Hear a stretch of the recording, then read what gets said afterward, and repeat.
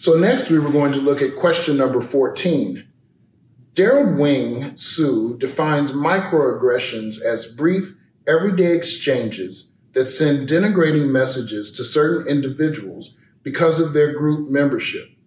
For those who are Black, would you like to share an example of a microaggression you've experienced recently? And for those who are white, when have you caught yourself inadvertently engaging in a microaggression?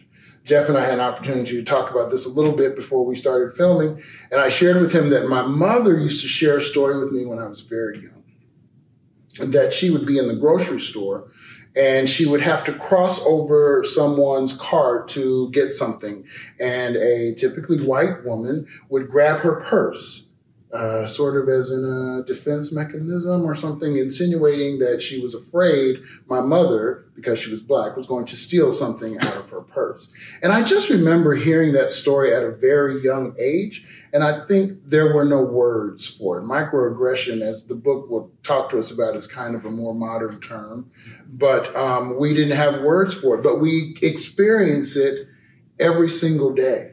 I've been in car dealerships where no one comes up and asks me if I'm interested in buying a car.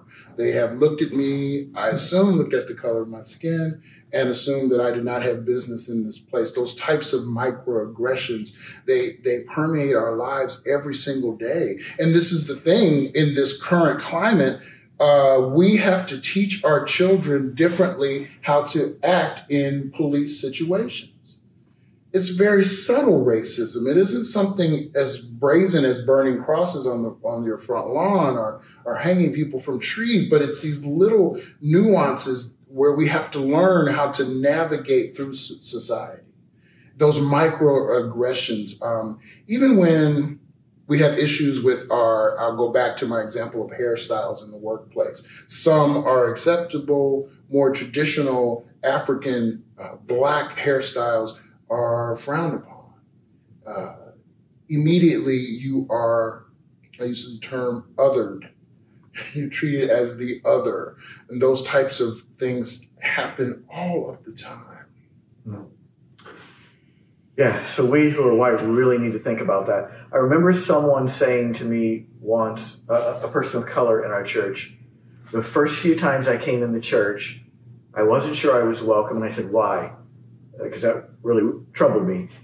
And he said, because the usher didn't look at me and smile. And I thought to myself, that's probably just an usher who was shy and would look at and smile at anybody. But if I, a gay person, am walking into a predominantly straight church and the usher doesn't smile at me, I'm going to find myself wondering, am I welcome here, right? If you have a lifetime of microaggressions, then you're tuned into that. And I want to challenge myself and us who are white to be really conscious of those subtle cues and what message they may send. We're almost done with our questions. A few remain.